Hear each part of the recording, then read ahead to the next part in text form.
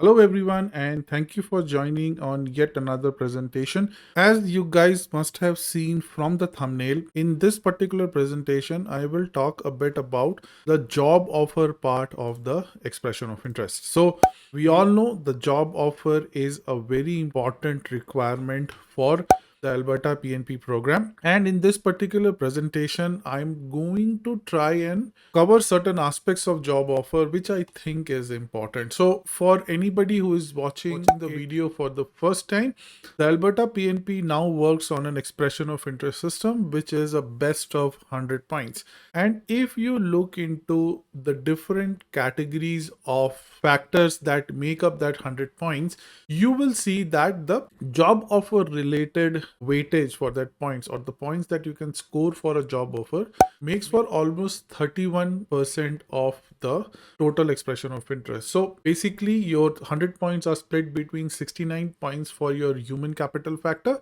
and 31 points for your economic factor, and all of those economic factors are related to your job offer in some way or other. So we will go into the discussion of that. I will keep these two illustrations on the screen for you to follow along as we go forward. Okay, but just before that, let me quickly show you the worker expression of interest grid and how it relates to the job offer. So if you see here, once you have covered your human capital factor, the additional 31 points come from economic factor, and all of those are related to your job offer. Okay, let me explode this pie once more. I'll just try and make my point what I mean. Okay, so if I put all the different factors of the expression of interest into a illustration and basically into a pie, the blue section of this particular pie deals with your human capital factor, and then you can see the weightage of individual sections of this pie. The green section all relates to your economic factors, and then you can see all of them relates to the job offer in some way or other. Okay, so very important point that we want to discuss in particular video. I hope this will clarify some of your questions. So again, going back to the official questionnaire, job offer. If you have a job offer from outside of Calgary or Edmonton, then you get points for those job offers. In other ways, if you have a job offer which belongs to Calgary or Edmonton, you will not get the point for the Alberta job offer location. So very important to understand, it's not that if you have a job offer from Calgary or Edmonton, you will not get any point. No, that's not what it says.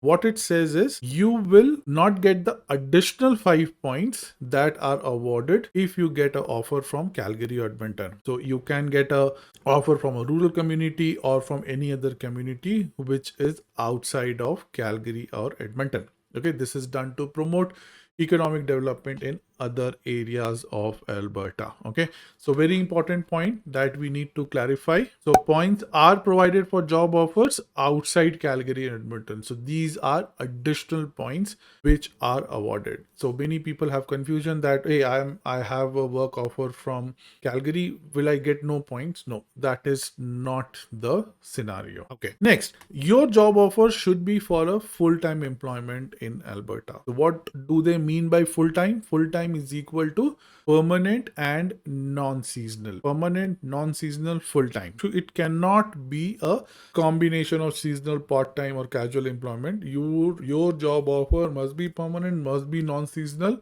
and must be full-time employment. At any point of time, if you are invited to apply, you must demonstrate that your job offer that you are presenting as a permanent, non-seasonal and full-time meets the requirement of a Alberta job offer. So I have made a video on that. So your job offer, just any job offer doesn't do. Your job offer should meet certain requirements as to the content of the job letter itself. So you should make sure that you go through these job offer requirements and make sure that you comply with all these job offers. So these are segregated into employer requirements and the offer document requirement itself.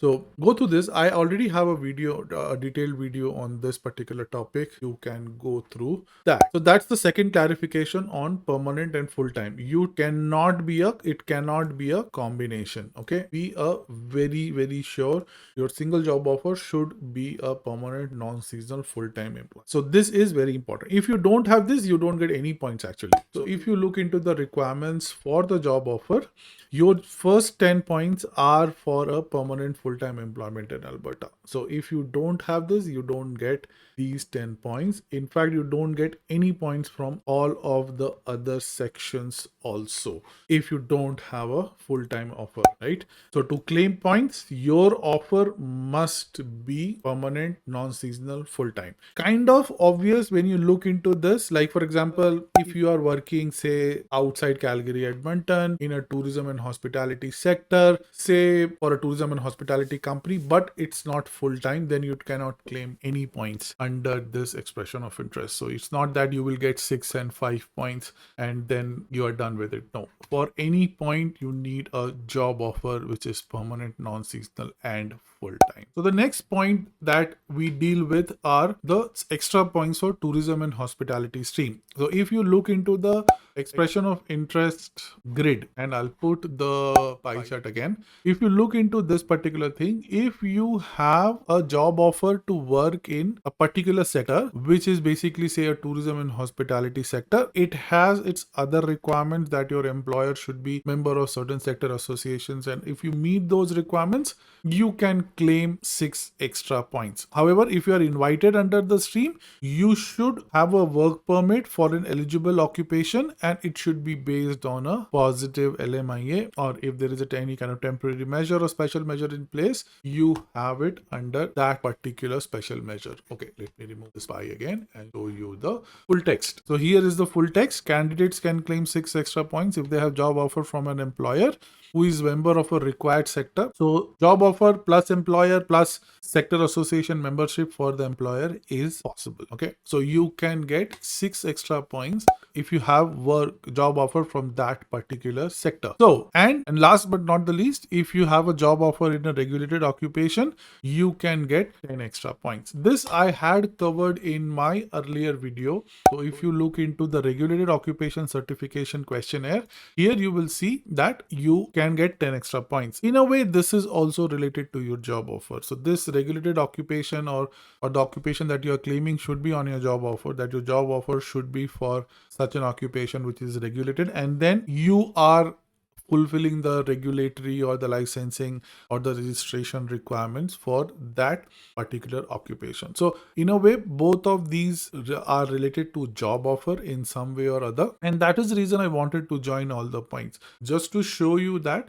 how much important a job offer is. So going forward, I think all of the PNP that would be issued in 2025, I am very sure all of them will need a job offer. Without job offer, it will be very hard to get a invitation to apply for any of the candidates. That's my opinion. I'm hope it can, if any of you get a invitation without a job offer and are able to submit an application, the window is very slim because not many streams, I think just one stream in Alberta now would allow you to apply without a job offer, I think, but I think most of them would need a job offer. So yeah, that is what I wanted to cover in this particular video. However, if you have any questions or if you think you need more clarifications on any of the other topics, do reach out to me. I'll put out my QR codes here for the WhatsApp groups. These are the WhatsApp groups that we have in place, having very good discussions throughout the day. If you need more questions, reach out to people here. I will have one more videos on this FAQ series going, which will come out later this week. And after that, what I'm planning to do is a full refresh of 2025 Alberta PNP. What are the different options available in Alberta PNP and how can you benefit from it? Okay, so I'll see you in the next video and thank you so much.